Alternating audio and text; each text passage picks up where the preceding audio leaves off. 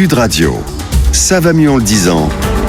Jean Dorido. Bonjour Jean. Bonjour Laurence. Alors nous sommes le 6 janvier, c'est notre premier grand matin week-end de l'année. D'ailleurs, tous mes vœux de bonheur Jean. Merci Laurence, tous mes vœux pour vous également. Alors je crois que ce matin, vous avez d'ailleurs choisi de nous parler d'optimisme. J'adore ça, c'est bien ça ? Eh bien oui Laurence, exactement. Il se pourrait même que 2018 devienne l'année de l'optimisme. Un récent sondage en fait a constaté que 59% des Français se déclarent optimistes pour la nouvelle année. C'est un score tout à fait remarquable, Laurence, surtout lorsque l'on se souvient que la France a longtemps fait partie des champions du monde de pessimisme. Alors c'est vrai que voilà, on se souvient de ce genre de sondage il y a quelques années. En effet, c'était complètement l'inverse. Et comment se fait-il que l'optimisme, du coup, ait eu si mauvaise presse pendant si longtemps ?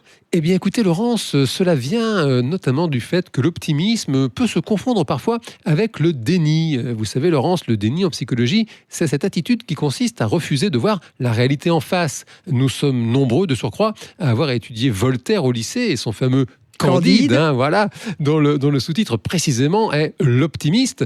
Or, le personnage de Candide va d'infortune en infortune à cause de ce qui s'apparente en réalité davantage à de la naïveté plus qu'à de l'optimisme, Laurence. Bon, Jean, ok. Admettons que Candide ne soit pas optimiste, mais plutôt naïf. Mais alors, qu'est-ce que c'est exactement que l'optimisme ? Eh bien, Laurence, d'après les psychologues spécialistes du sujet, l'optimisme, en réalité, serait plutôt cette capacité à voir dans chaque situation nouvelle les opportunités plutôt que les menaces. Cette capacité va même jusqu'à influencer le regard que nous décidons inconsciemment de porter sur bien des situations de l'existence. Les chercheurs appellent ça des situations ambiguës. Des situations ambiguës, mais c'est-à-dire ? Eh bien, Laurence, ce sont toutes ces situations de la vie quotidienne difficiles à interpréter. Imaginez, par exemple, un employé qui regagne son bureau et qui voit son patron le dépasser dans le couloir sans s'arrêter et sans le saluer. Eh bien, les chercheurs observent que dans ce genre de situation, certaines personnes pensent spontanément que leur patron est fâché contre elles, tandis que d'autres, au contraire, se disent simplement qu'ils devaient être pressés. Eh bien, c'est l'accumulation d'interprétations négatives de ce genre qui finit par installer un climat négatif dans l'esprit, et c'est ce climat négatif qui empêche alors de voir les possibilités offertes par les situations nouvelles, et ça devient à ce moment-là un cercle vicieux. Plus une personne est négative, et plus elle est négative. D'accord, Jean, on a bien compris, c'est toujours mieux de voir le verre à moitié plein que le verre à moitié vide. Toutefois, c'est un peu une nature quand même, non ?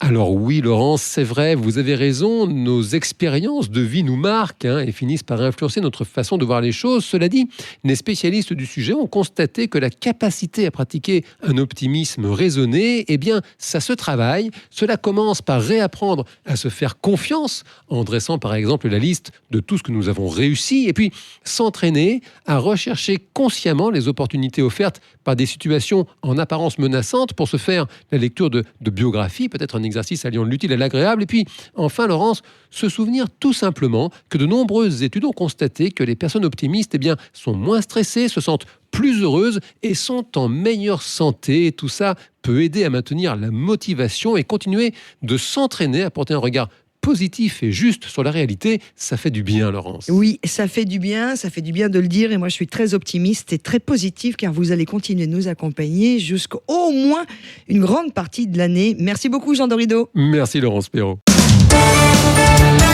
Le Grand Matin Sud Radio.